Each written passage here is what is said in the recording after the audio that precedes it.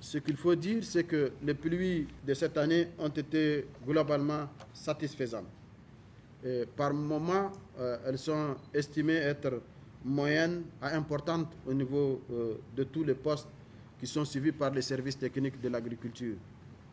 Pour la première fois, on constate des pics par certaines localités visitées, notamment le pic cette année qu'on a constaté est de plus de 600 mm par rapport aux années antérieures. Aussi, la mission a constaté une diversité de cultures, chose aussi importante parce que nos paysans ont été prévoyants, il faut le dire, ils ont été sensibilisés et ont pratiquement sémé toutes les spéculations. Le mil, le sorgho, le maïs, le riz, le niébé, l'arachide, le sésame et plusieurs autres spéculations. Ça, c'était une très bonne chose. Au-delà des spéculations céréalières, nous constatons la portée de nos producteurs vers les spéculations arrantes. Les conditions phénologiques des principales cultures, notamment les mil et le sorgho, lors de la mission, nous avons constaté qu'elles sont à un stade de maturité. Et cette maturité nous présage une production moyenne à très bonne sur l'ensemble des régions visitées. Ça nous présage une très bonne récolte.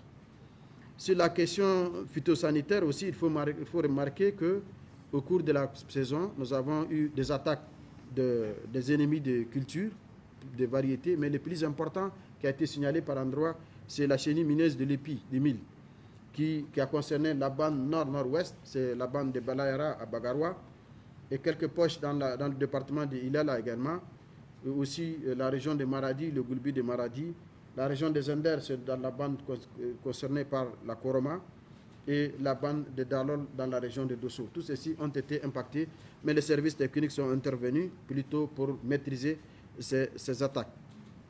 Au niveau du cheptel, ce qu'il faut dire, la question sanitaire, quant à elle aussi, elle a été marquée par quelques maladies nouvelles, surtout sur l'espèce camélidée, spécifiquement dans les régions pastorales plus connues, la région des Zender, Difa et Agadez également. Aussi, ce qu'il faut dire en termes d'inondation également, il faut vous en rappeler, ça a impacté l'ensemble de notre pays, mais ça n'a pas laissé en marge nos aménagements hydro-agricoles.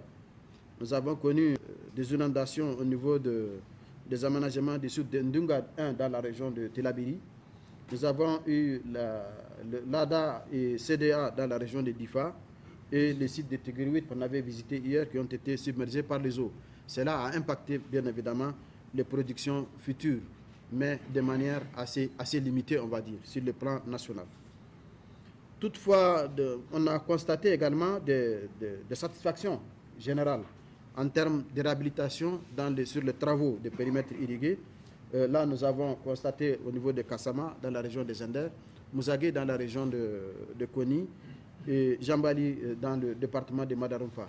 Les travaux de réhabilitation continuent normalement, ça nous rassure. Encore une fois, sur le plan pastoral également, c'est une satisfaction générale parce que l'appréciation qualitative du tapis herbacé nous permet de dire que ça nous augure une très bonne année de campagne pastorale.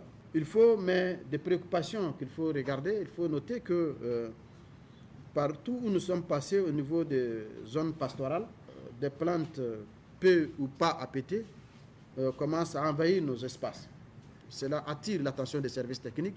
Il doit y avoir les services du ministère en charge de l'agriculture, de l'élevage et celui en charge de l'environnement sont interpellés à ce niveau pour véritablement conduire des missions à ce que nous puissions circonscrire l'envahissement de ces plantes ou voir la transformation de ces plantes en d'autres choses plus utiles également. Partout où nous sommes passés également, nous avons trouvé des animaux avec des états d'embonpoint assez bonnes et nous pensons que les marchés seront fournis et la viande sera disponible, en tout cas avec ce qu'on a pu observer.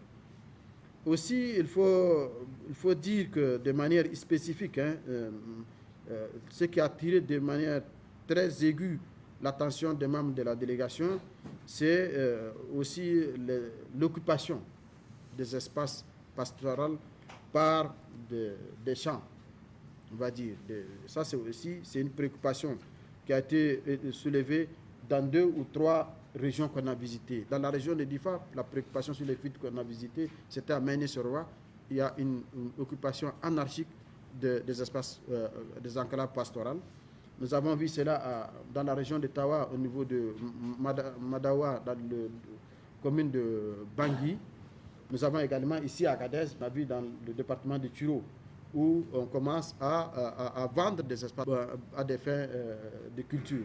Cela est une préoccupation qui inquiète maintenant les pasteurs, et les éleveurs et les agro-éleveurs. Donc il faut, à cette situation, nous attirons l'attention effectivement des autorités administratives sur cette proportion que ça prend. Donc face à toute cette situation que je viens de décrire, nous avons attiré l'attention des autorités et des acteurs de l'ensemble sur et rappelé l'ordonnance portant suspension de délivrance des titres de détention coutumière. C'est l'abus qui vient de cela. Donc il faudra que les uns et les autres se rappellent que l'ordonnance du président, chef de l'État, président du CNSP, a été très claire. Donc ça suspend toute délivrance des titres de détention coutumière jusqu'à preuve du contraire. Donc nous avons aussi rencontré les populations et les autorités administratives, coutumières et religieuses également.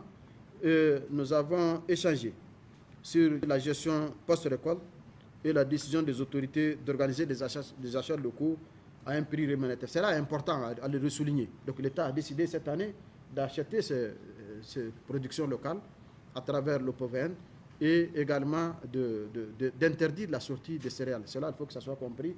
Je pense que les autorités administratives sont à pied d'œuvre pour l'application stricte de ces directives. Toutes ces questions, nous avons discuté avec l'ensemble des régions qu'on a pensé à revue et nous avons apporté des solutions telles que nous préconisions. Dans l'ensemble des régions qu'on a passées, on a une idée claire de l'évolution de la campagne.